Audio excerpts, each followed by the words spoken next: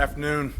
Fall camp, season 4. A lot of things to be excited about for this team. I spoke a lot on it on media day just this past week, but certainly thrilled to be back at work. It's fun to see the guys in the building. Excited to see about what questions we're able to answer this fall camp. I know our guys are ready to work. That being said, we can open it up for questions.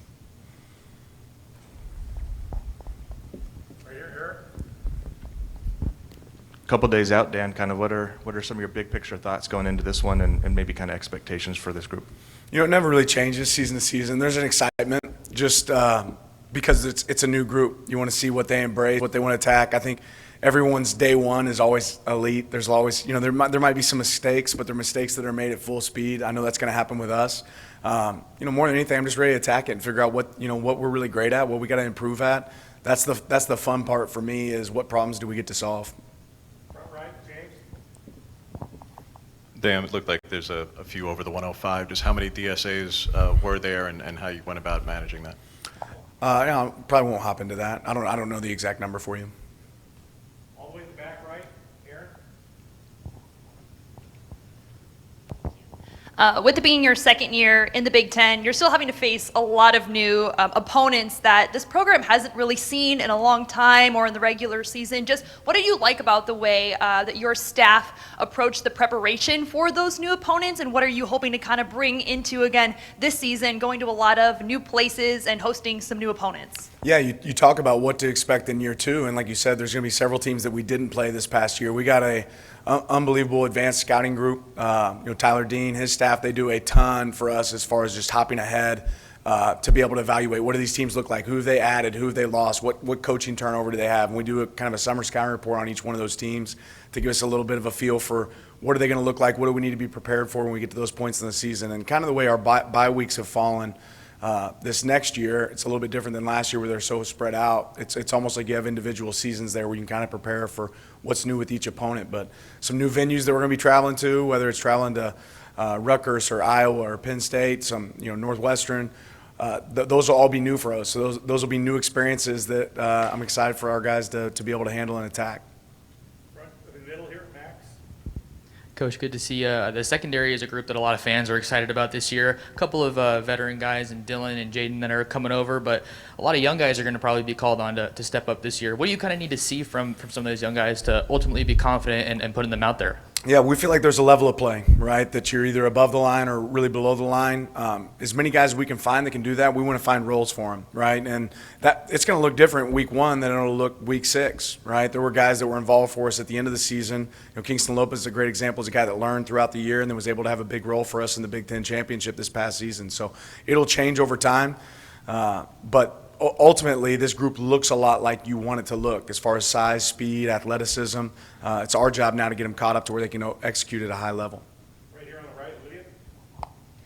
Lots of roster turnover this year and a lot of younger players or less experienced players stepping into larger roles. What are the advantages of having those players on the field who might not have as much on tape for other programs in the conference to see?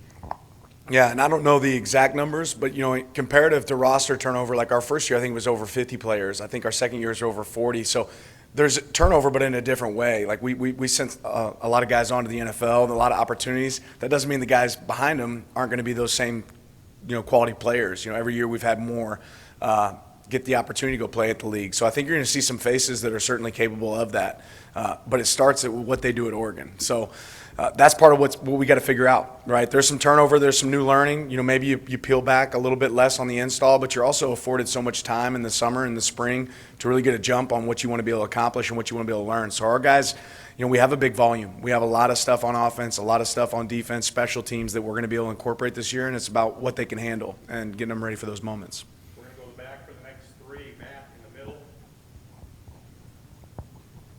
Kind of touching on that, you recently talked about the confidence in a lot of guys that are going to be playing for their first opportunity for the public to kind of see them. Where does that confidence come from? Where do you feel like this team's still going to be where they were last year, but with new faces?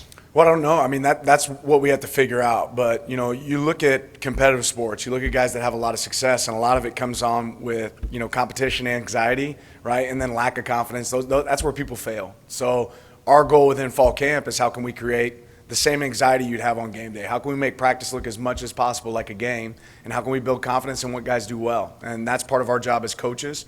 It's about having belief in players that the next play is the most important play. And our guys, when they get their fuel from internally, intrinsically, rather than externally, I think that's when they perform their best. So that's really the goal this fall. Go Brett here, on the left. Coach, you talked a lot about, obviously, the goals. I'm just wondering, year over year, how much are the goals of this program to your leadership stay the same, and how do you maybe add new goals to kind of change with the flavor and keep things kind of progressing and moving along each year that you're a head coach here within this program? Well, I think everything in football is about learning different ways to say the same thing over and over again, right, to make sure that it's interesting and exciting for your team. Ultimately, winning football is winning football. That's been really consistent.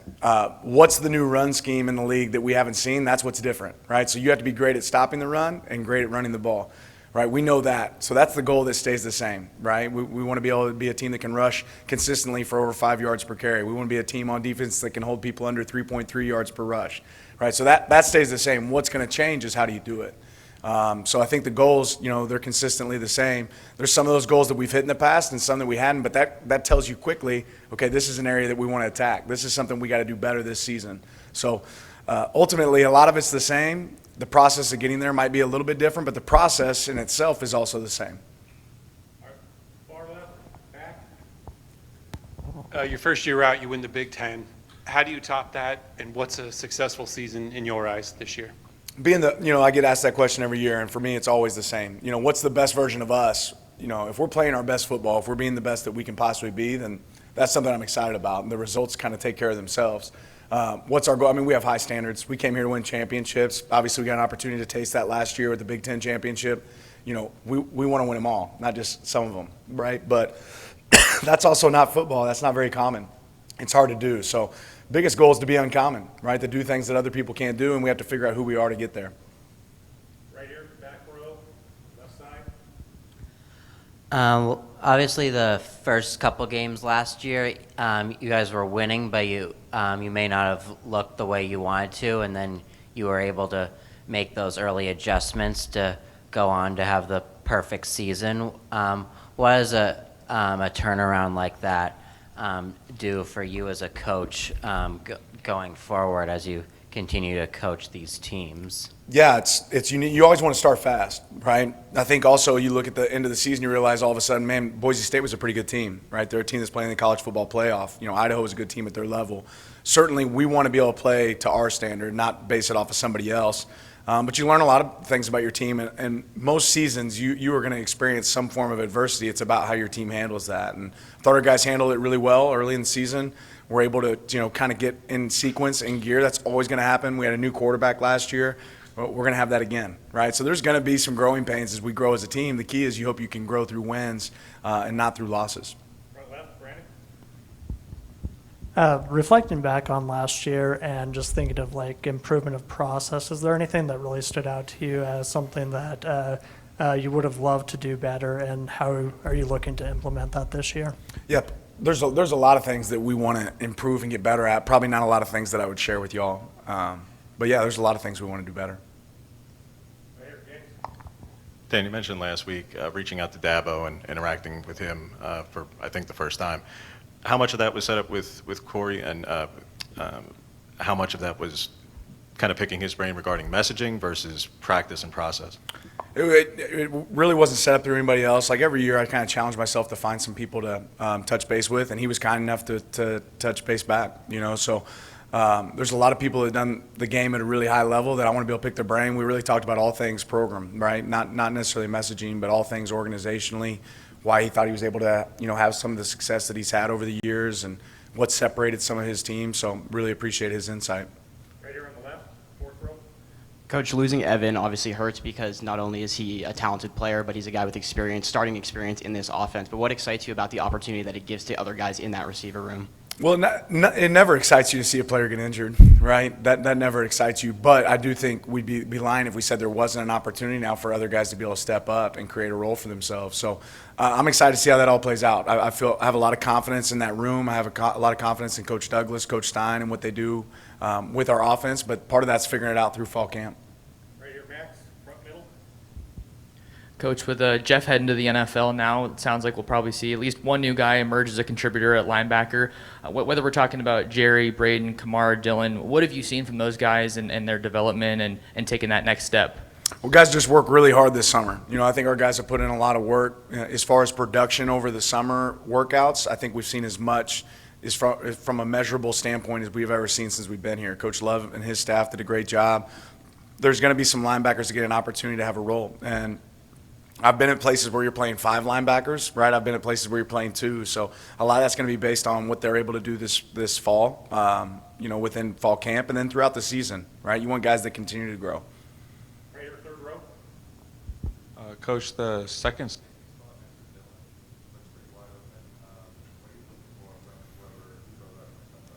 Yeah, I would just say every position on our team is open, right? And what I'm looking for is who performs the best. And then if you have 4 guys that can perform at a level that's worth, performing at, a winning level, that they do it a great job, the people around them play better, then that's going to create an opportunity for them. Right here, front right. If you could put it into words, what's the central theme going into the season?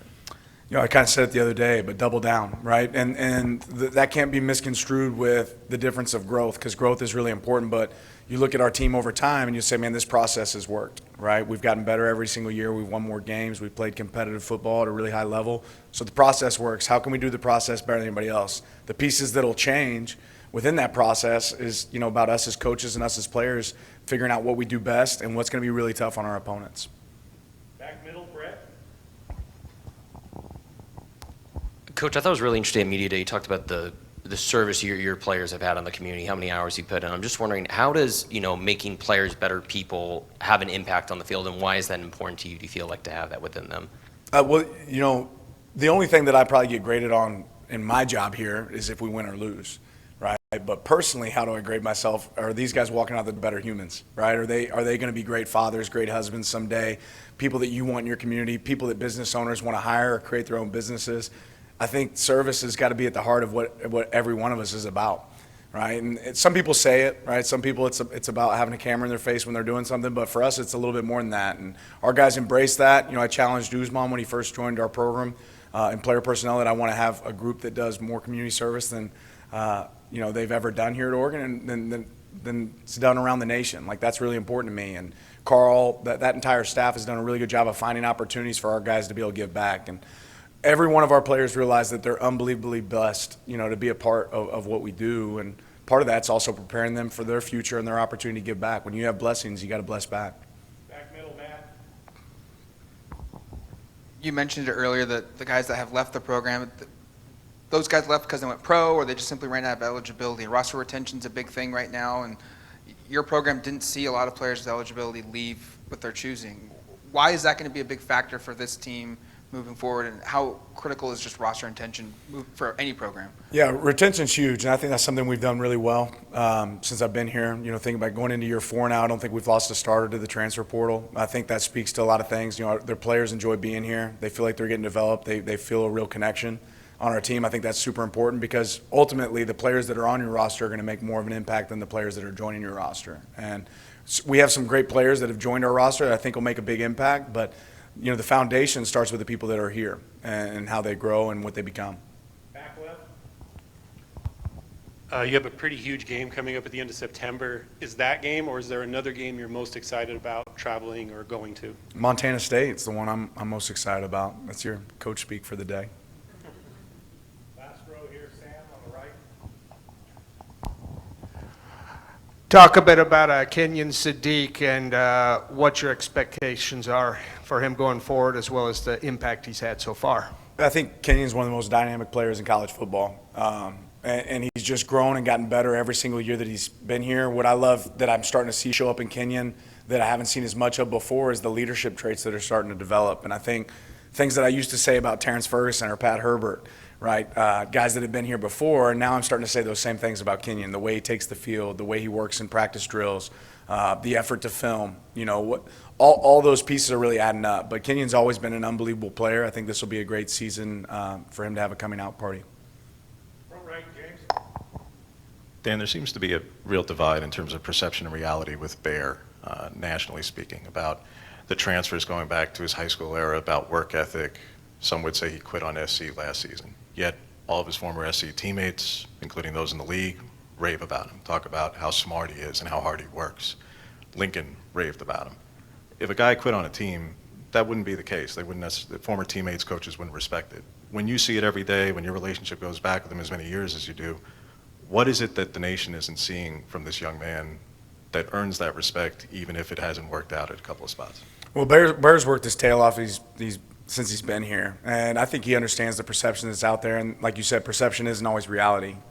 He puts in more time when it comes to film study, when it comes to extra work, than almost anybody in our program. And I think that speaks to his commitment. I also think he realizes, hey, this is an opportunity for me to really set the stage for what am I going to be defined as moving forward. And he realizes, everybody wants individual success, but I think Bear's one of those guys that realizes that comes through team success. He's a guy that understands what standard looks like, and there was some in between there for him, but I think he felt really comfortable coming here, knowing that what it was like at Georgia and how could he recreate some of that experience coming to a place like Oregon. The relationship there certainly mattered. I'm excited to see what Bear does. He's worked his tail off since he's been here. He's been, a pleasure to coach. He's going to have some up and down moments like every player in our program will when they get here. But so far, I'm really pleased with what I've seen from Bear. I'm excited to see what he's able to do out there on the field for us this year. Front middle, Max. Dan, we know you're a defensive guy, obviously, but as a head coach, you have to have some sort of role with the offense as well. How do you kind of like to attack that and leave your mark on the offensive side of the ball? Well, I think there's certain standards. You talk about like the identity of a program. And what's important to me is we have an identity, right? And regardless of who our offensive coordinator has been, Will's done an unbelievable job now going into year 3. The offensive staff, like you talk about continuity, we have a lot of that right now across the board with our staff. What I learned from Coach Saban was just the attention to detail of where's your time spent and how do you use it, and whether it's a meeting with offensive staff on a Monday night or a Tuesday night for a third down red area or a Wednesday night to go over game. Like, we have that kind of laid out to where I know I can be a part of it. And I want to see their creativity. I want to see an offensive staff and our offensive game plan be something that changes over time that's difficult to defend. But they know what I feel really strong about, and they know where I'm like, hey, go be creative. Let's see what we can come up with. And some of the best offensive coaches I've ever been around, whether it's visiting with Andy Reid or seeing some of the things that we've done at places I've been in the past, I think you have to look for ways to step outside the box, but don't lose the central framework of it's about players, it's about matchups, it's about executing at a really high level, and those are the things that we've been able to do here the last few years. You got time for 2 more right here, front middle with the tie. Coach, with some new faces at key positions, especially coming in at quarterback, we talked a little bit about Kenyon Sadiq being a key target. Talk to me about the chemistry that your skilled players are building with their new quarterbacks and what you hope to see, how you hope to see that grow throughout fall camp. Yeah, it happens through fall camp, right? So there's been some of that this summer. These guys have had some throwing sessions this summer. They've had some stuff this spring, but this is where you really have to get into a rhythm. And early on, we've always done it. I love seeing different people out there with different groups so we can mix the groups up and figure out who's gonna excel, who's a difference maker in that 11 guys that are on the field, who's a guy that makes the people around him better. And then there's that piece of finding rhythm once you start to identify those people. So we'll work with several guys out there on the field, several guys throwing to different people throughout fall camp, and then we'll settle into a group that we feel like gives us the best chance. Last question, James, here on the right. Dan, if you could reflect back to your first season compared to this one, specifically at the receiver position, you've overhauled a lot of position groups, and this roster is now 100% guys that either you signed or brought in via the portal. But in that year, there were experienced guys, maybe didn't have a ton of production, and a lot of young guys, to now kind of a similar situation. Can you speak to the similarities that there may or may not be, and how much Junior did to help morph that room and bring it to where it is, and what Ross can do to put his stamp on it now, and what he's already doing on the recruiting trail going forward? Yeah, it's interesting. There's been some great wideouts to play at Oregon, but I don't think that's something that Oregon's ever necessarily been known for. And you look over the last few years at some of the guys that have been performing for us, whether it's going back to like Troy, right, or what Tez has done more recently. Like, we've been able to have some real success with our wideouts. And I even think back to that, the beginning years of early guys like Chase Cota that made such an impact just because of the way he carried himself, what kind of leader he was. And then obviously Junior did a great job with talent acquisition and developing relationships in that room. I'm a big fan of June. Excited to see what he does with the Cowboys. But Ross has a new challenge, and he's certainly up to that challenge. You look at, how he coaches, the details that he puts in it, the experience he's had, whether it's with the Patriots or Syracuse, or even his experience of being on the defensive side of the ball, or earlier in his career. I think all those things are going to really pay dividends for our guys this season. And we have some of that same thing again. We have some young guys, and then we have some guys that have a lot of experience, or at least a lot of time in that room, whether it's Gary Bryant or Justice Lowe, guys that have been in there for a long time, know what it looks like, and then some young guys that are going to be coming up and have an opportunity to make an impact. Thanks, Coach. Appreciate you guys.